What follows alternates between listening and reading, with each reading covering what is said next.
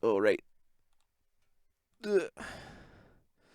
Hey there, rulers! Welcome back after a long week of Force of Will to the Teacher's Lounge, your favorite ever live Force of Will podcast, currently featuring just myself and Mike Rance. Hi. We're supposed to be joined by Ryan Miles and Josh Patton later. Josh's computer's exploding, and Ryan's probably playing Runeterra. So he'll What be a here. shock. He'll be here when he get. Hey man, he's got to get to Masters somehow. Right now, Aaron's totally Right. crushing him. So before we get started, though, I want to say thank you guys so much for being here. If you like what we're doing and want to consider supporting the channel, as many people already have, you can click that join button. It's right down below. You get access to our live chat, to give memberships. You get the names, sinclair names, like Captain Hags, who just joined as a member right freaking now. Welcome, Captain Hags. Yay. So you get Welcome. access to be into our chat and get all the access to the new emoji, including our new emoji that we just got, which is thanks to the people who joined during Vegas, which is Foul Sweet. And it is the lovely Rhea drinking a nice glass of wine. So you can enjoy that emoji there. And then also, Absolute. again, the best thing is to say that being a member on the channel, even at the student level, is approximately equal to watching 400 or so videos a month in terms of support financially for the channel. So we appreciate all your support in doing that.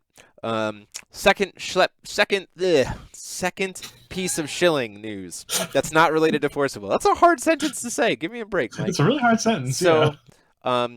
for those of you who saw a post that we made earlier today, there was a new expandable card game coming out that we at Ruler School were hired to do the tutorial series for.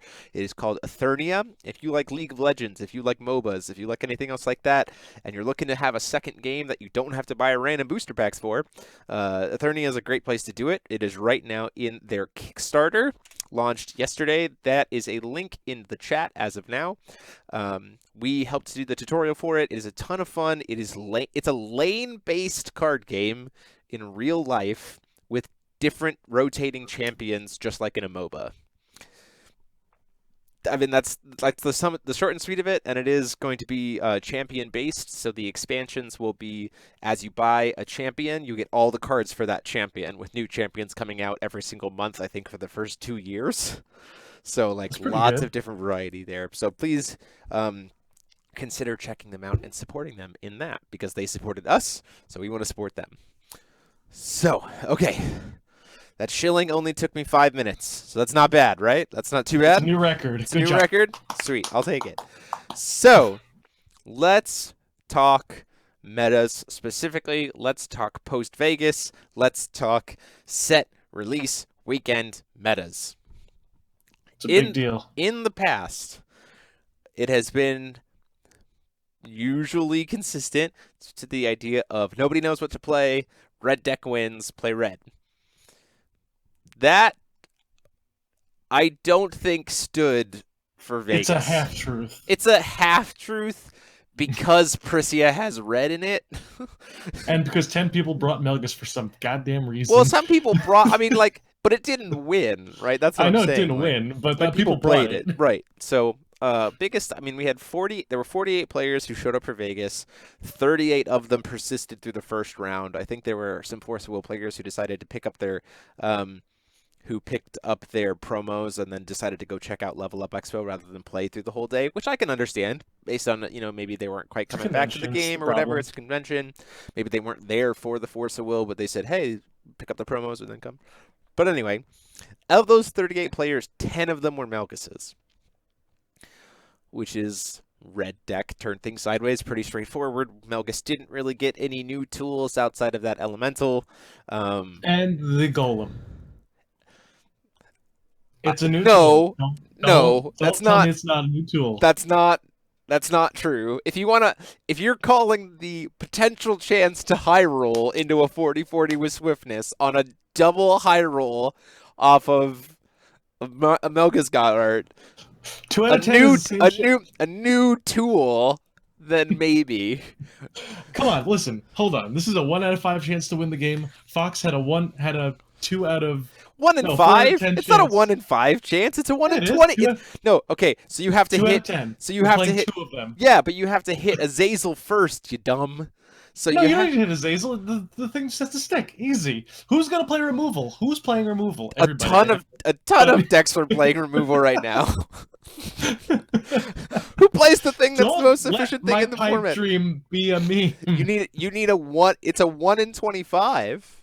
It's a 1 in 25 chance, right? Because it's 1 in 5 times 1 in 5, right? Because you have to high roll twice, Yeah, I guess if you consider it that way, sure. But if you right? just want to hit but if you just want to hit the guy and like stick a big boy on the board, this Uh, is almost the same. It's yeah, almost the same chances as hitting a, a Killing Stone turn one. a big boy that can't swing the turn he comes in and gets removed by a 1-drop. Right, exactly. A perfectly new tool for Malkus. Um, so anyway, Why do you bring me onto these things? I don't know why. So people brought Melgus.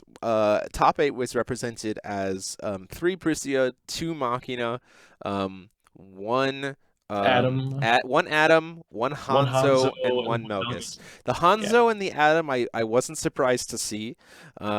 There were only, I think, 3 Adam players and I think 2 Hanzo players total. I think that deck still has a lot of strength. So 2 out of 45. Thank you for the math. Kaguya's a really good card. Kaguya turns out still a really good card. The Melgus, I was kind of surprised that it made it, but also not that it just took one of the slots. Yeah, The Prisia, the matchup of Prisia to Machina, like the ratio, I think could have gone either way. I wasn't yeah. surprised to see that number represented there. The other thing is I don't. I also think this meta is very wonky, and not necessarily because there was only one Valentina player in the entire tournament. hmm And it was a pretty like unique take on Val, like non-optimized. Yeah, but So that's the like thing with this tournament. That's actually something I wanted to talk about later on. But yeah, obviously, the fact that like going into such an unknown meta with a control deck is already just like difficult. bonkers levels. Yeah, difficult. And I think that like obviously if you're playing a non-optimized control list, which to be fair, Victor did the best that he had with the tools and the time at his disposal, of Right. course. Like I was watching his matchup, there were a couple of misplays, but other than that, he was playing things exactly as he needed to. It's just like, The meta is unknown, right? So yeah, like exactly. playing control in an unknown meta is naturally difficult. That's why people gravitate towards red deck wins in that kind of sense.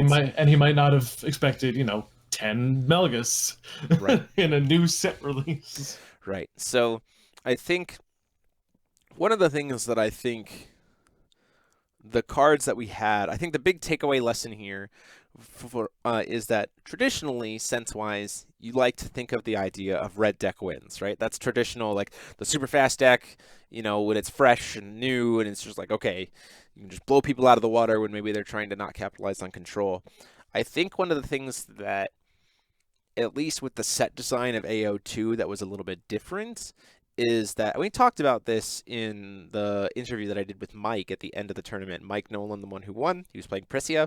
We talked about how Nolan, yeah. even going into this meta, even the decks that we saw in top 8, absolutely for the like 90% of them, either of those matchups, any of the matchups in top 8 could have 100% gone in any direction. Yep. Like there was no like I think they was talking about. I think a good case in point here is Adam with Brandon. So like I went to bed while Brandon and everybody else in the room was testing Adam versus Jalen's the Adam list versus the Prisia list. We showed up the morning of. Brandon and them talked about how it's like a 70-30 in Adam's favor. We talked to Jalen beforehand, and Jalen was like, "Yeah, I'm not feeling good about this. Like it doesn't feel like it's gonna go well for me at all." And then we watched Prisia 2-0 the Adam deck. And I think the main point I want to take that is this meta is anything but safe.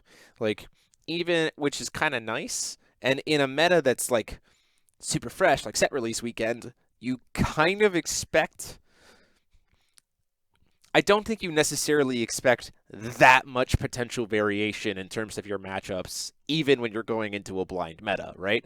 So like you kind of still going into it know at least a sense of like what your deck is going to do really well against and what your deck is probably going to struggle against. But going into this meta, especially with the design of AO2, I don't think at the end of the day people could confidently say that it was going to go their way 100% of the time. Yep, agreed. Which is it weird to me that I think that speaks to really good design? Like, A little I don't know. bit. Like, it's a toss-up, right? Because you can kind of say, like, oh, did they test it and think this is going to happen? Is it just luck of the draw? Is it that it's sub-optimized list or whatever? Regardless, there's a lot of factors to it. I think it speaks to that the tournament was a lot more exciting and engaging than I think we could have expected to see, Yep. which was nice. From a commentator standpoint, and I'm sure from a viewer standpoint, it was a lot more fun to see kind of what came out of it and that kind of stuff. Like, I'm going into the chat here real quick. People talking about all kinds of different stuff. People fighting about whether Valentina is good. If you say no, you're wrong. But anyway, that might be personal bias. But I think you speak to you speak to an interesting point here. Is I honestly don't think at this point in this meta, with what's been learned, I don't really think we can call any particular one of the new 3 rulers like bad. I don't think any of them are. I think the only bad stranger ruler so far has been Lyneth, and I'm still trying to make her work. Yeah, but like I don't necessarily think that we can with confidence say that any particular stranger ruler is like the greatest or like the best deck. But I also don't think we can confidently say that there's any particular deck in this format, at least that was sitting at top tables or whatever, that was quote unquote bad. Because I think that we saw it play out in a lot of situations, like Machina versus Melgus. Machina should win that match most of the time. Most of the time. So. But we saw with the addition of the tech of people like trying to burst out with Invitation to Purgatory, like the Elemental on turn 1, like if they could pull that off and Machina didn't have kind of an answer to that in the early game, then yeah, Machina was at a disadvantage. So like that's a matchup that's probably 70-30 Machina's favor, but yet the high roll potential. But there's always a potential for high roll. So I think one of the things to keep in mind there, the big takeaway lesson from that, especially as we're going into this next meta, which we'll get to in a second, is that you really need to keep your mind open to what your good matchups can potentially like slow roll you with. Yep. Right? Because I think that's one of the things that we didn't expect. And Bremont spoke a little bit about this, how we didn't respect the passive longevity of Pricia's friendship counters in the Kaguya deck. And so like we didn't really respect how much that +2 attack and defense over the course of the game does that much more of an impact. And so Brandon walked away from that tournament going like, we're going to change these 2 stones immediately. We're going to put Regalia Bricks in the sideboard. If not, maybe potentially in the main board based on what we're going to see. Like that was a situation where outside, like in his testing that he was doing against Prisia and everything else, that matchup felt good for him, but like something slipped under the radar there. And so now he can kind of hedge it back a little bit. Yep. Yeah. They do need to get something to slow down Pricia's friendship counters, though. I disagree. I think there's so many things that can answer Pricia's friendship counters in a lot of different colors. Like having played against Prisia a bit, if you can keep the claw off the board or out of their hands, like the Prisia deck is just a really bad beast deck, like a really bad aggro deck. Like, turns out 6/6s aren't great. Seal of Lyneth is the best card in the format for a reason, so I don't know. Seal of Lyneth and Look of Corruption, I think, are quickly becoming very good. Look is slightly behind. Seal of Lyneth is the best card out of AO1 by a landslide. It wasn't when it first came out. It's quickly coming back to being that. Yes, I will agree. You didn't play Wanderer. It was the best card. Anyway. I played it in New Frontiers, the only format that mattered at the time, and it was not that great. But I mean, like, I think that's to what you're speaking to is the natural adjustment, even just the impact on the blind meta of even just the introduction of 3 new stranger rulers completely changed the power dynamic of the format, right? Like, Seal of Lyneth against a rune ruler, 90% of the time, absolutely garbage card. Like, can we agree on that? Like, it's just not very good against rune rulers. Unless you just hit the Zeus Alice's before they Right. can decay you. But other than that, Right, like, right, yeah, right. you're But right. that's like that slim narrow thing. But against most Rune Rulers, Seal of Lyneth is like a 1 mana do nothing. But like Yeah. against a Regalia ruler, that card is great. Like that card is fantastic. Remove Regalia? What? Okay. And so when the meta had Lyneth Melgus Faria, that and people weren't playing Lyneth and weren't playing Varia, that card was bad. But now we've introduced 3 new Rune Rulers into the mix that are all very competitive, and suddenly that card is bolstered again. And that's what I'm And talking. also, And that's what I'm talking about. and also, we have the dual stones slowly coming back into the meta, and that's automatically going to shape. Like, obviously, we didn't get any light stones this time around because that was the color left out of AO2. But Right. like, we got rulers that were coming back into relevancy again. Like, obviously, Adam has still been Adam for the whole time, but like having access to the white stones in that deck, plus the white stone, plus Dark Alice combo, it's just Green. I mean, like, green. Yeah, we saw that like green blue was like super great for that deck, and yeah, honestly, being able to play so like up until this point, speaking of the Atom, so like the deck was playing 4 Light Vapors, 4 Deep Woods, one yeah. one Windstone, and 1 Omniscience. No, it was supposed to be one Ninja Stone. Come on. It was supposed to be a Ninja Stone, an Omniscience. We couldn't He said find it. one. He said it We on built the. I mean, we built the deck that morning, like at the event. So like, Yeah, calm that's down. fair enough. But like walking away from it, we were immediately like, wait a minute, why isn't this just a white red stone and a green red stone? Like we have access to those. Like that's just better. Um, Yeah. like literal tweaks here and there, and like the introduction of new cards. Like, yeah, it's a blind, fresh new meta, but like it opens up so much. Yeah. And so like the big takeaway is I think the biggest takeaway is like you just have to remember that while your deck is getting a lot of new stuff, like a lot of new options, every other deck is also getting a lot of new options, and those options can just catch you off guard. Like you just, Yep. it used to be this like going into a fresh meta in Force of Will's history, going into a fresh meta used to be watch out for the fast things. Like it was just like blind meta. I just have to make sure that I'm prepared against aggro. Like that's it, because I'm gonna probably see a bunch of aggro. I don't think we can say that anymore. Like I don't think going into Vegas, walking away from Vegas, walking in, seeing what was successful, and going towards Minneapolis. I don't think you can just ask the question, what's the fast deck going to be, and answer that. Like I think you're going to have to think beyond that, especially in sideboard choices, which has been something Forceful players haven't really had to do for a long time. Yep. Yeah. So something big I actually did want to mention with regard to going into a blind meta. Obviously, as you mentioned, aggro is probably like, the safest way that people tend to do things. But I think another really big takeaway that I personally had from this meta is that people will always try and find familiar archetypes to kind of flow to. Mm-hmm. So if you want to think about it this way, a lot of players playing Machina have a semblance of what machines can do at full power because they played during Arthur times, during Wanderer Arthur, where you're basically at the exact same power level that you're at now. All the best cards machines got reprinted. It's the same kind of deck that you have to play, but Machina is now the better ruler in New Frontiers because it's harder to answer. Right. And that's a big deal there. And then you stack that on top of that, and then you stack on the fact that Prisia has a bunch of mediocre resonators that, when pulled in at instant speed and given passive buffs, get way better. And the last time we saw something like that was Scheherazade format. Turns out Now, quick cast resonators are pretty good. turns out giving something that's overcosted and putting it to the field for free at a quick cast speed with a buff on it is really good.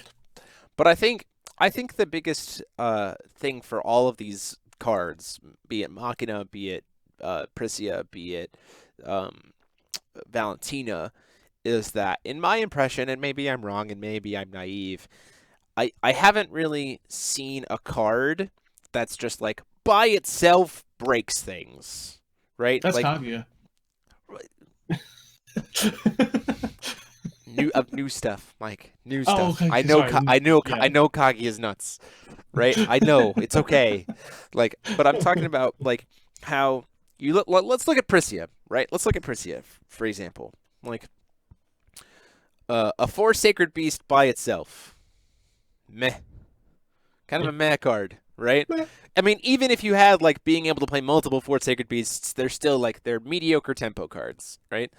Yep. You add to them Spring, and Spring suddenly boosts them up a lot, right? And then you add on Huanglong. And then Huanglong, right? Super great. But like a Huanglong, if your opponent has like completely wrecked your Sacred Beast plan, that's a bad card. But like It's a 2-mana 13/13 on average. Come on. Spring also, like, yes, it goes and gets you one, but like most everything that's been powerful right now, outside of a couple things, is like 2 to 3, sometimes even 4 cards to really start like having the like whoomph. Like Claw by itself.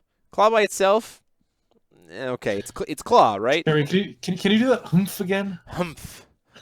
There we go. It's got Okay, the thank humph, you. right? But like even talking about like Maribel Type 0, right? You look Card's at really good. you look at Maribel Type 0, and yeah, it's a Regalia. It does good stuff there. But then you add on top of it Buster Rifle and Shield. And the determination to bring them back at instant speed. And determination, and you have that package, and it's like, okay, cool. This is definitely greater than the sum of its parts, right? Yep. Shield by itself, meh. Shield while you have a Maribel on the field, pretty dang good. Like that. So what I'm saying is, back in like Sherry meta, right? Every single doll that Sherry would drop in by itself was a powerhouse, right? It like Yeah, you're right. like by its like drop a doll audience, poof, done. Drop a last audience, poof, done. Drop a like powerhouses just by themselves, and I Puppet Master, Bookmaker, just stick that on board and just go. Like just by himself was just like, yo, what up? So what we're seeing here is that like the powerful strategies like require not just one thing, which I think is part of what contributes to this idea of decks being able to high roll or low roll each other, because like decks can have a couple of the pieces, but if they don't have the other pieces to really like generate that humph, I'm giving it to you again, you're welcome. Thank you. But the other deck does find those pieces to like start the synergy and make the sum of its parts, then you get that counterplay, right? And again, that's what I'm talking about. And I think in deck building and testing, that's one of the reasons why I think we're also going to see tech choices change very significantly going into this next meta, because we need to start doing research on like, what is the card that I actually want to hit? What card that if I pull from it is the thing that gets me the most value off of, like, not only in the immediate moment, but in the long game. Say, for instance, we have a feature match that's coming out. It's more of a feature game. We have a feature match that's coming out later this week with a Valentina deck created by the one and only Mike Rance, who's with me on here. And I was playing against Prisia, and I get a God's Art off of the Huanglong. So like a God's Art the Huanglong, very safely. I pull all 4 copies of it. I still, over the course of the game, like in watching it to do commentary for it, I'm not entirely sure if God's Arting the Huanglong was the right play. Probably wasn't. It probably wasn't, because, but like that's what I'm talking about, right? So like the thing I think going into, as people prepare for this next meta, while we're still waiting on spoilers, I think now is the perfect time for players to start looking at the decks and going, what are the cards that take the power level of the package from here to here? And like that's what you need to be trying to hit. I think the only exception to this case is Super Burning Beast Rush. Just simply because of the fact that like we don't have a way to deal with friendship counters, and the longer the game goes, this is just like a powerhouse card. But you know, it's weird, right? I think that there's potential sideboard tech for dealing with it when it's not random, but you still have to like prepare for it, right? So like the idea of parry. Mike's looking at something. I'm trying to find out what Mike's looking at on his computer screen. Oh, I was going off of your idea on, singleton powerful cards not being the course of the meta. I actually wanted to make a quick note that half of the top 8 decks, obviously 5 of them were green Stranger deck rulers. We knew that going into it. Right. I want to put a testament to one of the sleeper cards that I think really caught everybody off guard in Deep Green Magician Liz Stranger. Oh yeah, the That cancel a card chant is for free. It's not 2 mana. It's free. You pay for it with your regalia. With your regalia, right? Right, it's all right. Nuts. I do think that card caught a lot of people off guard. Absolutely. Yeah, I've played so many times against it. And it's just like if you get the high roll on hitting that thing, right? You like as soon as somebody grabs a stranger and has the regalia board, you're just like, all right, can I safely play this card? And that's, I don't know. It's just something like that. Like adding her onto the basically good package of the regalia, plus the added ruler effects of the regalia, plus the synergies that are built into the cards themselves. I think that's really what gave the edge, especially to Prisia in particular. Like Machina, we knew was just getting like literally all the good machine support. It's just playing Wanderer machines. Yeah. So I think, like I was saying with like Super Burning Beast Rush, that's the kind of card that I'm like, that's probably one of the only cards that I can be like, oh yeah, that card is a standalone, like doesn't really require anything else. I mean, like I say that because like the Prisia deck is just passively generating friendship counters, right? So like that's why I'm not kind of like lumping it in as like a package thing. It's just kind of like, huh. Yeah. But you just accidentally draw it and you're just like, oh okay, cool. Oh, I'm just gonna mass counters throughout the game. Time to kill you. Right. So like the weirdness is like it's weird because we naturally have there's a couple cards that exist, which is Barrier of Faith, but also Parry, right? Which can counter that card. But even in countering that card though, you still set yourself up for some high roll, low rolling. And surprisingly, that card is like potentially better or worse for awakened or unawakened, purely based on your luck and what other things you have in your hand. So like, well, the thing is, you choose at resolution. Well, that's what I'm saying. Like, if they're doing random and you parry it in response and they roll nothing but damage, you've high rolled and you get mad value out of that parry. If you parry before random and they low roll and get nothing but 6/6s with swiftness, and you don't have anything in your hand to answer 6/6s with swiftness, you're hosed, right? But it's also the same thing with like the choice mode of what's awakened, right? So like if your opponent, if in your hand you have something that can say like I'm going to answer the 6/6s, I'm not worried about the 6/6s at all, and they go to awaken and you parry it and they go, well then I'll make a bunch of 6/6s and you answer it, then yeah, parry did its job. If you don't have anything to answer their 6/6s and you parry and they're awakening it, then you feel real bad because they're just going to choose to not do the damage. And that's like there's nothing about this meta, at least at this point, where I'm like, oh yeah, very clearly this is the best play line. Very clearly this is the way I'm going to play that card every single time. Very clearly this is the way that's going to be punished every single time. Like nothing about this meta to me feels safe. Yep. Is that fair?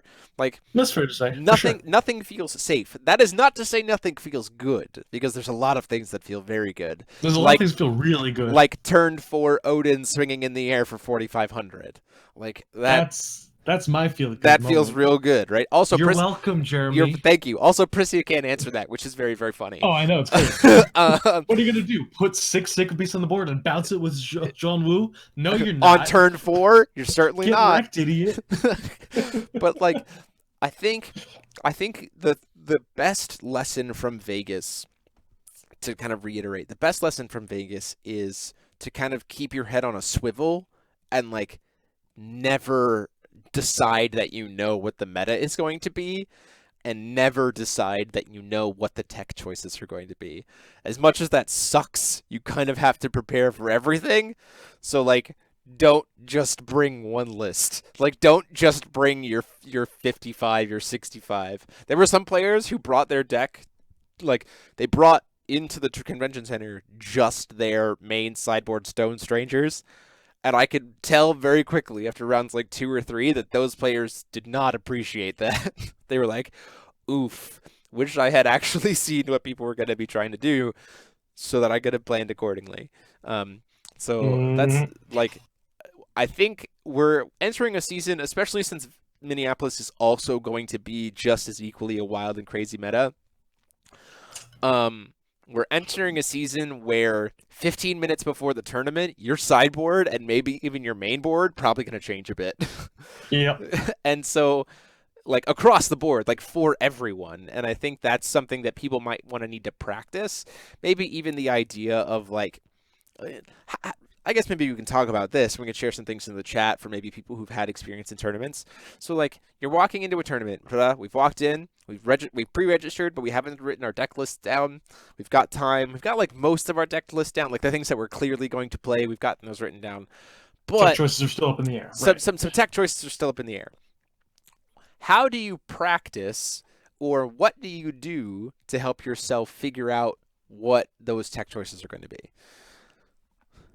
Josh Patton, welcome, buddy. Hey, got it. Your computer finally made it. Have you been listening to the podcast at least up to this point? You know what we're talking about? Honestly, not at all. Jeez, Louise, Sorry. you're worthless. I love you so much.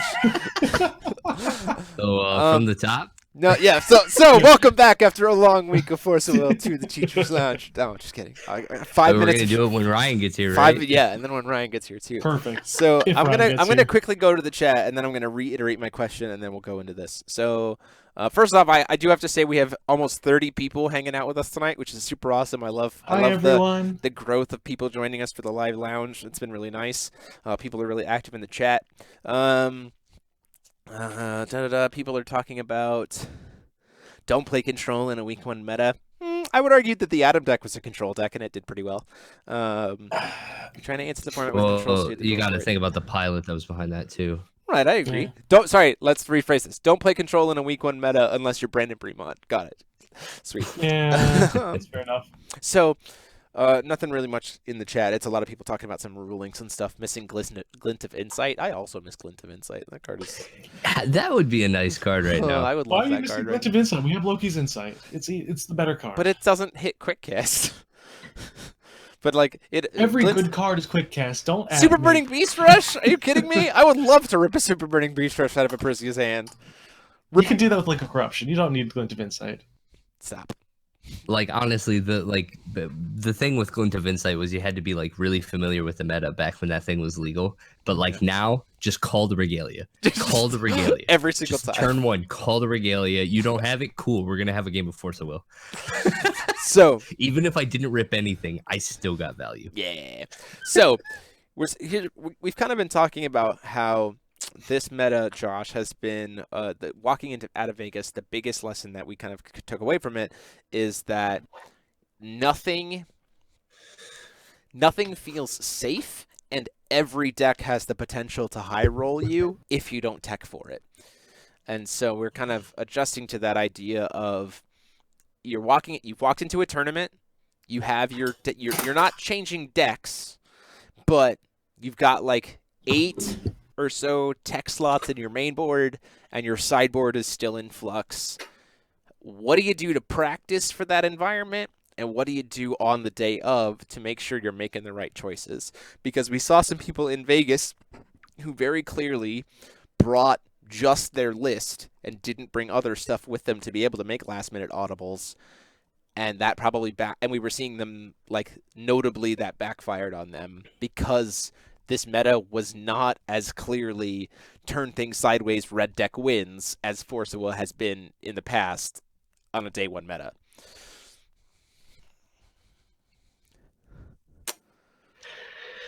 I mean, part of me kind of agrees. Feel free to disagree.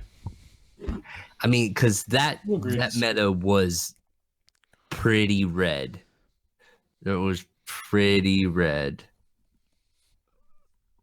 I mean, dude, there was a lot of representation of red. yes, exactly. But it wasn't like what got there for the most. Like the top 8 was a pretty like decent spread of color. Mm-hmm. That's what I'm saying. Like I guess I should say that. Like in terms of like it's not the turn things sideways red decks are going to be at top tables all day, as Force of Will has had that history of being in the past, and many people talk about card games being on day 1 metas. Mm-hmm.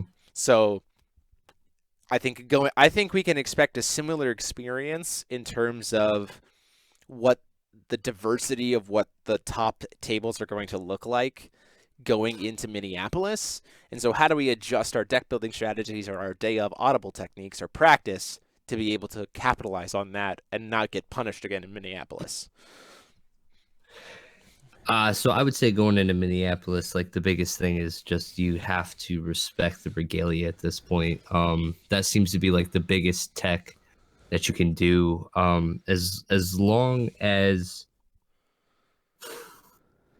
you realize that just about every stranger deck falls apart if you can get the regalia under control, then that's really where all of your tech slots start ending up. You know what I mean? That was something that I know specifically didn't want to do for Vegas. Didn't want to overcommit to strangers because that's a very small window, right? Or at least we thought it was going to be a very small window. Joke's on you. But yeah, no, it turns out going into Minnesota, a lot of the tech slots are going to be designed for handling additions and regalia. And so exactly how we're going to handle those yet, I don't know. But I would say it's very clear what cards make the decks so powerful. And so it's just, at this point, it's all been on blast. It's all on live. You know exactly what to go for now. So I wouldn't be too shocked if Minnesota, like, it all just depends once we start getting spoilers for machines. Like, I don't. Like, joke's on you. It's going to be like 3 machines and a bunch of humans. I don't know. Right? It's all androids. It's all androids, so it's not actual machine support. Cyborg support. Like, based on kind of what we've seen at this point, right? All the starter decks, they're colored in the way that they're going to be. So, like, this is blue colorless, according to the starter deck. But then I'm like, are they really throwing 80 cards at us? 80 colorless blue cards. and colorless? Yeah, it's just like, here's blue and colorless, 80, have fun. We're just kind of like, I'm actually really interested to see what the ruler is going to be for the starter deck, and if it's actually going to stick to the stranger mechanic, or if they're going to do something like different for the promotion of. That'll be interesting to see if maybe, I mean, it could be. We know it has the regalia. We know we know that the starter deck has regalia in it. Yeah. They were like, here's Gil, but then here's this whole legendary thing that or historic. Here's this whole historic thing, and just have fun with it for right here, and that's it. Yeah, that was Raya Cluster though, so all the gimmicks were gimmicks. Everything was counter gimmicks in Raya Cluster, so that's not really too different. I mean, he's not wrong.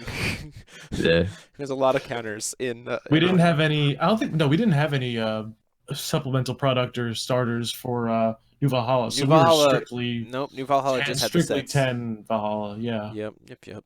I think. What if that set is all blue? What does that mean? Then it has to be androids, or Machina and Valentina are about to get a massive bump. Oh baby, more Valentina. Let's go. So like, I do want to say this. I said this. I'll get your take on it, Josh. I said this to Mike at the beginning. Is I don't think that we can, with confidence, say that any of, with the exception of Faria and Lenneth.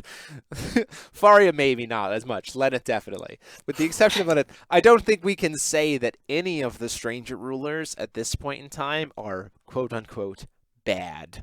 I hear people saying that like Valentina is like bad. And they're wrong. I haven't seen that. I've seen that Valentina has been matchup dependent, but I've also seen that, Mike left. I've also seen that, Mike's back. He's so mad.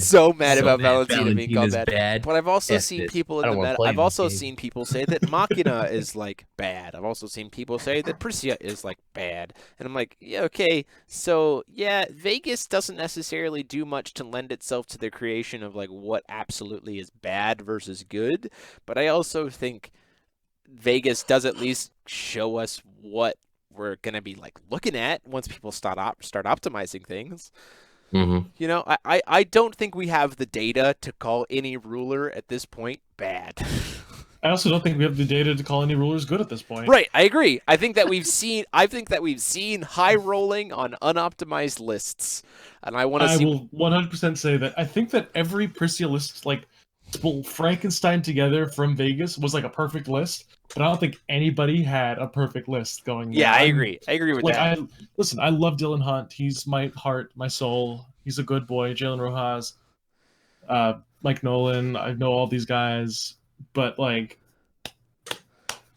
y'all made some weird choices.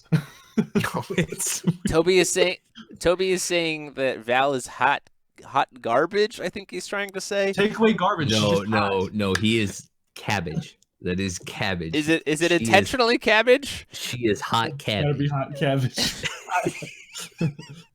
I mean, listen, I'd eat her. Wait, no. This is Family. I'm getting demonetized. Mike, you best join the channel as a member right now because I'm about to lose all my monetization. You do it right now. Jeez Louise. Can we get oh my gosh. Can we get F's in the chat from me? Can we get some foul salts in the chat? Crying out the salts. Jeez. I would say it's Jeez I would Louise. say none of them are bad, and especially not Val. Honestly, Val is stupid good. Yeah. You just have to figure out. You got to figure out how to. You gotta figure go your win quick. condition. Well, you got to figure out how to go quick, right? She is a fantastic control ruler, but like, yeah, figuring out how to play a timely game of Force of Will. I think we're in. I honestly think we're. I Valentina. honestly think we're in a pilot meta, right? I think that we're in a meta where like who's piloting the deck has just as much influence over wins or losses than what the deck is, right? Mhm. It used to be like because we've had metas before where it was like it's all about the mirror breaker. You're gonna be playing tons of mirrors, so it's like who has the better tech choice in the deck to beat the mirror. We've had deck choices where it's purely deck choice metas, right? Where it's like, oh, you've picked the right deck choice for this meta, everything else. But like with what we're seeing right now, I think I think it's safe to say that a huge influence on your success in this meta will come down to pilot. Like watching the gauntlet, watching the few games that I saw of the gauntlet from this week. Don't forget to chill for Rogues Guild. Shilling Rogues Guild, by the way, twitch.tv/Rogues Guild. Go watch them when they do the gauntlet. We post them here as always. But like watching that happen and watching them in the past, and also watching the commentary and doing the commentary from Vegas, like the level of like thought and like multiple different play lines that any person can take at any one time is like significantly insane. And like and finding the right one to do does ultimately come down to pilot. And so I think that your piloting is going to be just as much, if not more, influential than what deck you're piloting. Everybody in chat, every time Jeremy says the word pilot, Pilot. take a shot. Pilot. No, keep this PG-13. Have some apple juice. Some apple juice. Yeah, but I Stay think that's the hydrated. biggest Glass of water. And for having done content for this game for so long and covered so many different metas and so many different rulers and everything else, to see the meta where that is where the influence comes from, I think speaks to the game in a really positive way. And I want to see that as much as I love all my friends and I want them all to qualify and I want them all to have easy claps at GPs to get their invites, I also kind of want this style, this experience of meta, this balance of decks to stay that way, like moving into this next one. So I don't know. That's my position. I still feel like you're gonna see like good players piloting good decks. Oh, but yeah. I don't think you're gonna see good players piloting the same deck. I think that's one of the biggest things about this meta. Like I've played in Scheherazade format, I played in Fox Priscia, I played in Tree formats. I've seen like the autopilot formats, but I've also seen formats where player tech choices like a Scheherazade format when people would play Shackles of Ice against mirror breakers. Yeah, exactly. Like you see some of that, and it's just like, all right, cool. The better player was the one who thought to bring this. Instead of that, it's just like the better player is the one who built this deck, took an established formula, edited it into something else, took something else, mashed it together, and made something great out of it and piloted it well. Like if you're ready to just like go balls to the wall and just do whatever you can to make a deck work in your favor and work to your specifics, don't play outside of a deck that you're comfortable with. I've learned that the hard way. I got my invite to Japan off of playing Scheherazade in a mid-range Scheherazade format. I'm a mid-range player at heart. Find what suits you. because that's going to be your greatest ticket to success in this game. Real quick, we got a super chat from Professor Shining Legend. He says, hope you guys are doing well. Enjoy the TED Talks. We're glad that you're here to join us, buddy. Thank you very much. We appreciate the support in that way. We do love getting the lounge. I do get to go yell at Ryan Miles because it's the second time in a row that he probably is just playing Runeterra and forgot about us. But I was talking to my computer real hard. I'm like, look. I'm like, he's not there yet. You can be third. Let's go, computer. Let's go. Just don't be last. Correct. We'll get. It's okay. We'll just get Brandon Bremont on standby next time because he's definitely. If you saw Brandon at Vegas, like you know that Brandon's back. Like, yeah, he's very back. He is back in a big way. And we're also getting like. The great thing is we're gonna try to get some other people to come talk as well because we got like Zach Tufford is back. I'm tired of Mike Rants. I understand. I'm not tired of Mike Rants at all, except when he potentially makes my chat, my streams not family friendly, which is super helpful. I'm here. I still haven't seen the membership pop up, Mike. I still haven't seen it. I can still play the villain. Alex Blandon's gone forever. That's true. That's true. But also, so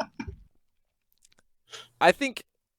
Someone is saying, were strangers allowed to be sideboarded at Vegas? No, you cannot sideboard strangers. Cannot sideboard strangers. Much in the same way the Rune deck is locked, so is the stranger deck. And I also think that that's another thing that stranger decks are going to be... I think stranger decks are going to change significantly. Because I think that there were definitely some stranger cards that did not have as much of an influence as people thought. At least from what I was looking at. Like Gear Golem? Okay, that's... I mean... Gear Golem aside, that was like a super high roll, but yeah, Gear Golem aside, like I guess I honestly didn't see a ton of instances, and maybe I'm just missing it. I didn't see a ton of instances where in this meta, healing gimmick was really putting in a ton of work. Like it's matchup dependent. Am I wrong? Thing. Am I wrong? Is Josh calling me stupid? Josh is calling me stupid? Dead wrong. Dead wrong. Gimmick's great though. I mean, it's a good card. Don't get me wrong. Gain 1,000 life.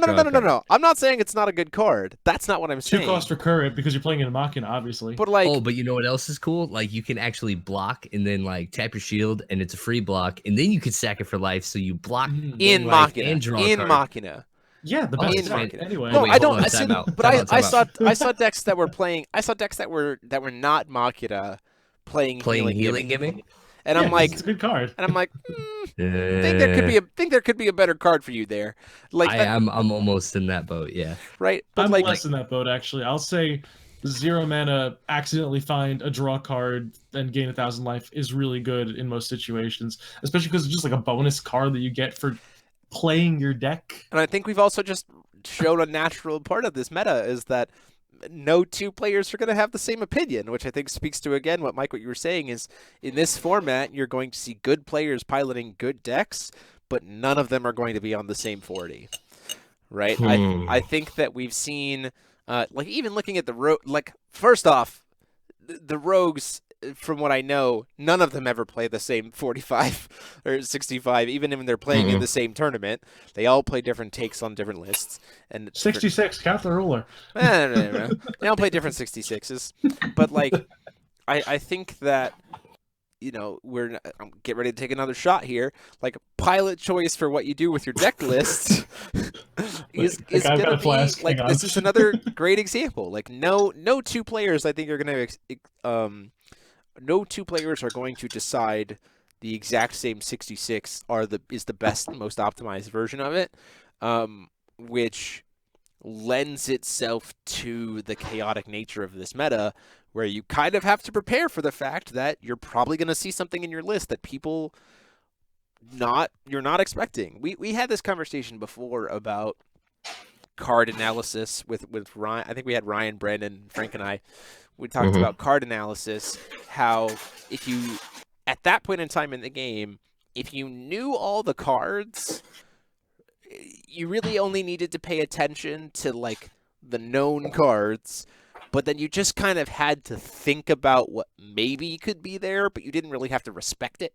Like, as long as you kind of knew it existed, just by knowing it existed, you kind of were ready to go.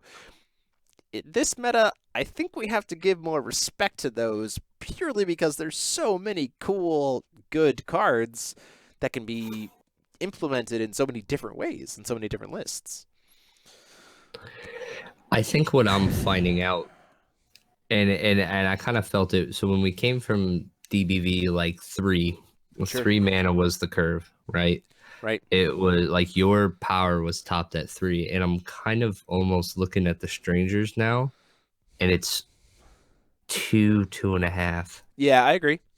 Like and so like for me in terms of card analysis, that actually like it shrinks it down quite a bit because like one of the biggest things that I like why ISIS isn't good right now is because 3 is too expensive. She goes ISIS. Yeah, don't. She goes off too late. She goes off too late now, which 3 used to be. Yeah, like, what she does for 3, I think in this format is not enough.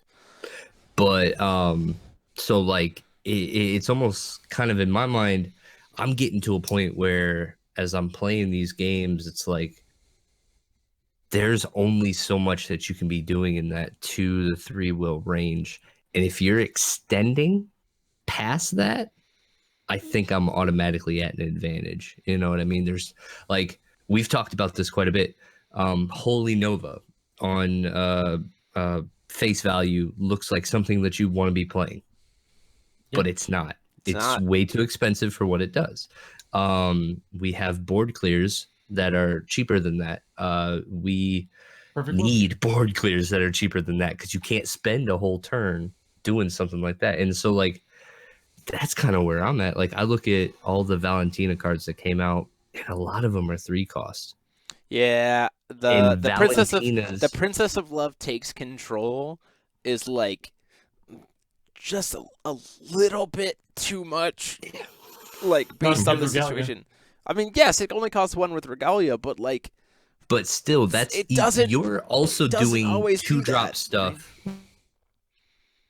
So like, there's even Sword Arts and Mage Arts that are like the 1 to 2 cost, and then like honestly, most Mage Art, you're only paying that Awaken for a Stranger. You know what I mean?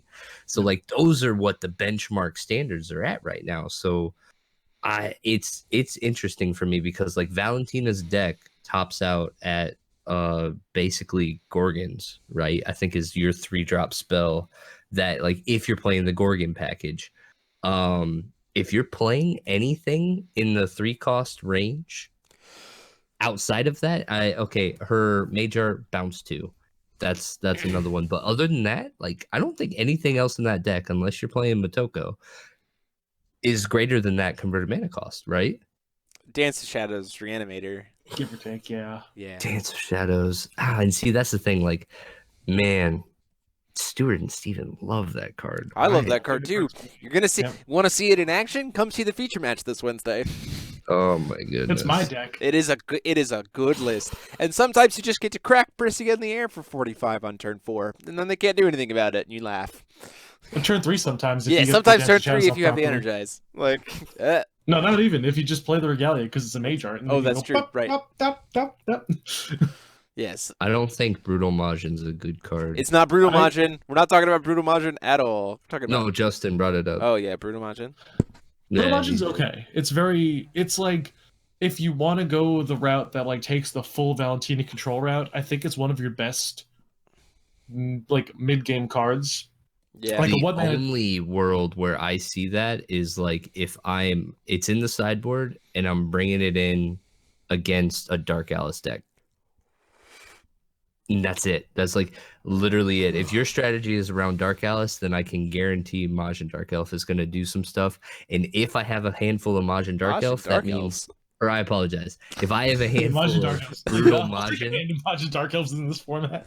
If I have a handful of Brutal Majin, that means you don't have a Dark Alice, which means your strat's out the window and mine is fine. You know what I mean? Right. But that's like literally... And that was even just a dream. I think I woke up and shook that one off, but... No, I think the thing is that going into this meta regardless, I think there's two, like, outside of the competitive side, I think there's never...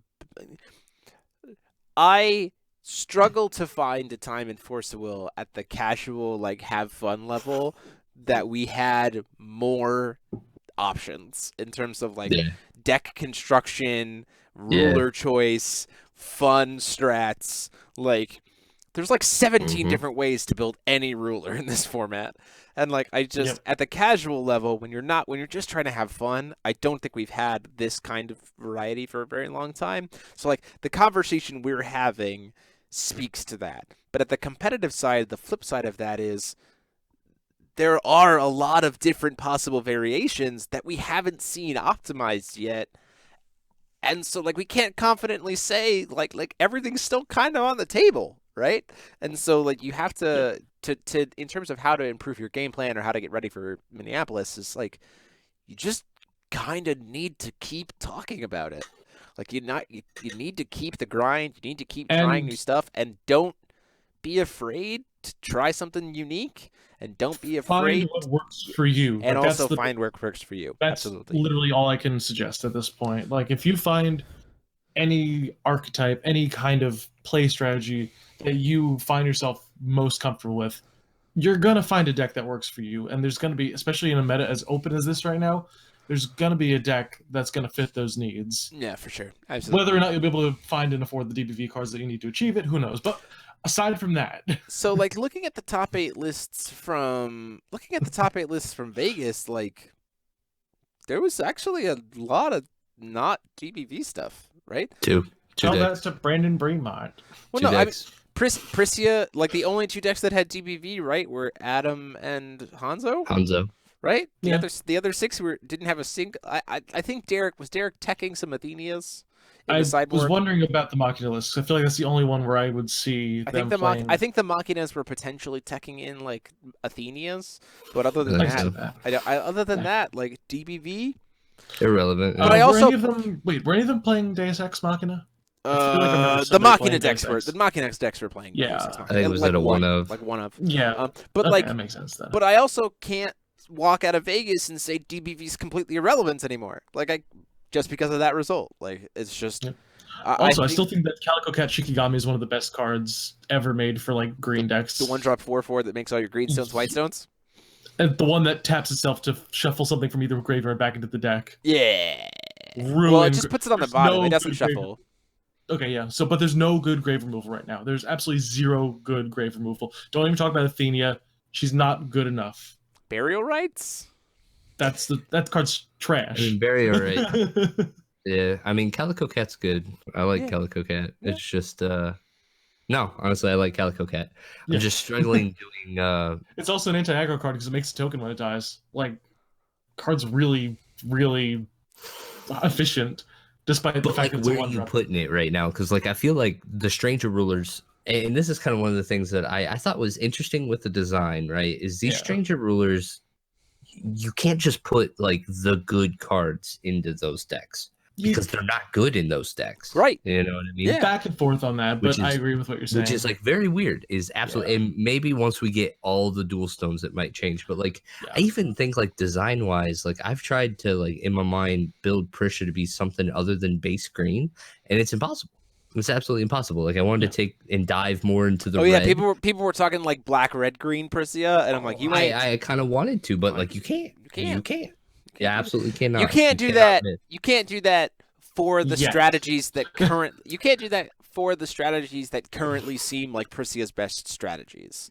I think that's the important thing to note there. Like, you have to do something very different. You absolutely can play a black, green, red Prisia if you want, but you're not playing. It is legally possible. But you're not. But you're not playing friendship counter Prisia. Like you're not playing friendship counter Prisia at that point. Something big that I do want to say about that. I think that Calico Cat Shikigami, if going back to like, do we just put the good cards into the good decks? I think Calico Cat Shikigami's best fit right now is specifically in the mid-range Sacred Beast Prisia deck. That's like less about beasts and more just about like the Ford Sacred Beast stuff. Yeah. One of the time out. Your turn 1 Calico Cat. What are you doing on turn 2? Claws. Okay. But like instead you could have turn 1 done the like addition turn 2 claw. Why not both? And now you're live. Why not either? Yeah, Whichever one you have. What I mean. It's like like when you're looking at your play lines. Well, and your stuff turn. along those Well, lines. hold on. The thing is that your turn 1 edition just got Sylvaneth, so you're out of the water now. I'd rather play the edition on the turn where it's going to be live. Like that's the big thing that's my big takeaway. I think the best time to play the edition is actually not on turn 1, just from my experience with the card itself. Like it's good on turn 1, but Yeah. I think the best it'll be is on 3. And I think that's where the Calico Cat can fit. Worst case scenario, Interesting. Calico Cat can let you play Baihu from hand by producing the white off the green stones. That's awful, but don't do that. It's so bad. It's so bad. Anyway, on that note, first off, we're going to say thank you to Brian Sari giving us a $10 donation and doing a little dance in the chat. Thank you Yay. very much. I'm not sorry for that. Yeah, thank you very much, Brian Sari. Appreciate the support there. Really love it. But we are going to call it here for tonight. It has been a wonderful conversation. I hope you guys enjoyed it. The chat has been very, very active. I really appreciated that. And as well as all the people who have joined us for the Teachers Lounge watching. I hope you guys enjoyed it. We will be back later this week. We have just to kind of give you a heads up about what we have for the week. On Wednesday, we have a Val Reanimator versus a Priscia 4 Sacred Beast deck for the feature match. We will have the deck profiles for both of those up later this week.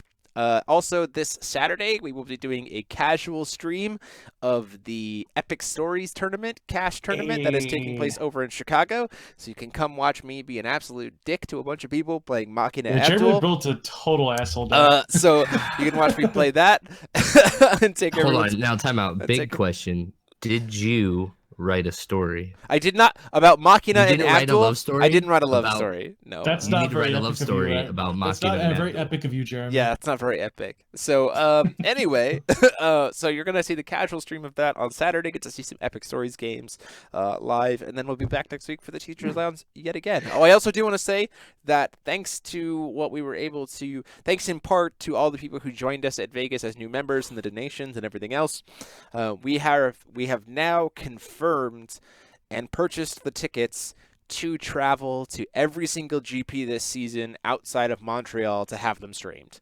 So Ruler School, every single GP this season outside of Montreal in the United States will be streamed. The only reason we can't make Montreal is because Collinsville's the same weekend. So that's just how it So works. going to Montreal. Yeah. Wow. Got it. Going to Wow. Montreal. So anyway, thank you guys so much for No idea watching. how that And kids are. until next time, this has been myself, Jeremy Franklin, and I've been joined by, for the whole time, Mike Rance. Hi. For part of the time, Josh Patton. And for none of the time. And for none of the time, Ryan Miles. And we'll see you all next time. So until then, class dismissed. Have a good night, everybody.